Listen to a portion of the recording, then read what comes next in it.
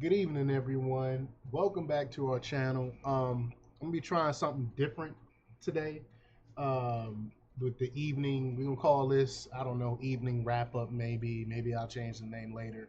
But this is something new I'm trying that I'm gonna be doing, where in addition to all the other news that I put out throughout the day, I'm gonna be doing like an evening wrap up with some important headlines on some important news I'm gonna be covering. So let's just before we get started, go ahead and hit that like button. Share this out so we can get this information out there, and subscribe if you're not already a subscriber. Also check out my link tree in the description. It has a link to my Patreon. That's where I talk about things that I can't talk about here. Excuse me. There's also a link to my Instagram and my X account, so follow me there as well. All right. So let's get into this news. So today we're gonna be covering some of the latest political developments to economic updates and cultural shifts. So let's jump right into it. Here we go. First up, let's talk about the political landscape. The Biden administration is facing significant backlash over its recent policies. According to the Daily Signal, there's a growing concern about the administration's handling of the border crisis. Well, I mean, there's been people talking about it.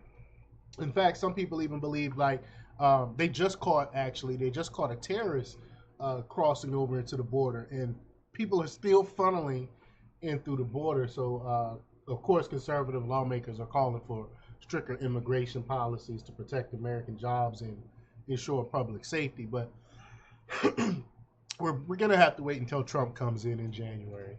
We know Biden isn't going to do anything but more executive orders and more um, they're trying to protect the permanent bureaucrats right now. That's really the only thing that the Biden administration is worried about right now. In other news, National Review reports that President-elect Donald Trump is already making waves with his transition team. I did a report on that today. That what was it? 55% of the American people support his transition, what he's doing.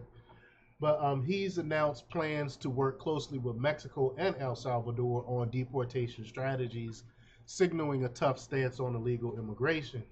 This move has been praised by many conservatives who believe it's time to restore law and order at the border, and y'all know I'm one of them.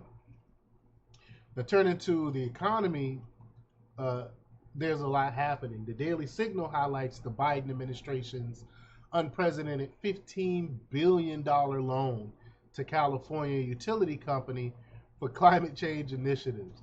As if, I mean, he's continuing to spend us into oblivion, even though he's got uh, only a month left in office. This is crazy. But critics argue that this is a misuse of taxpayer money and that the funds could be better spent on more immediate economic needs. Facts.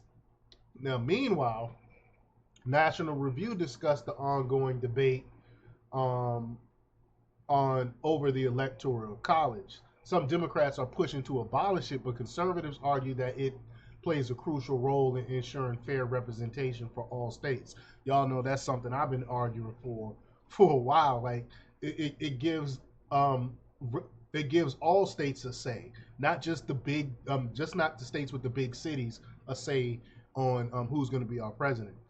But this debate is likely to heat up as we approach the next election cycle. But like I alluded to before, I spoke on this earlier today, that I really don't see it happening. I don't really see them getting rid of the electoral college.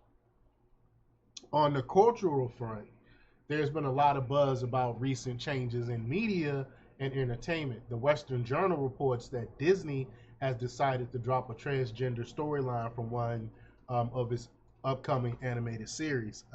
Again, they're finally starting to wake up, that to the fact that the woke policies are turning people off, and overwhelmingly is turning people off. That's why people overwhelmingly voted for Trump. Um, and now corporations are finally waking up to that fact. But this decision has been met with mixed reactions, with some praising Disney for respecting parents' wishes, and others criticizing the move as a step backwards for LGBTQ plus representation. Additionally, the Daily Signal covers the latest developments in the fight against woke culture in education. Um, a North Carolina school district recently spent $3,000 on implicit bias training. That's crazy, sparking outrage among parents who believe that these funds should be used for more practical educational purposes. Maybe I'm in the wrong business. Maybe I shouldn't be doing therapy. I should be going around doing implicit bias trainings where you can charge someone $3,000 to sit in for a couple hours and teach you some woke nonsense. This is crazy. This is crazy. But y'all, let me know what y'all think about this wrap up, and let me know what y'all think about some of the stories that we covered today. If you think this is something you want me to see, you want to see me do more of, or whatnot, leave your comments down below.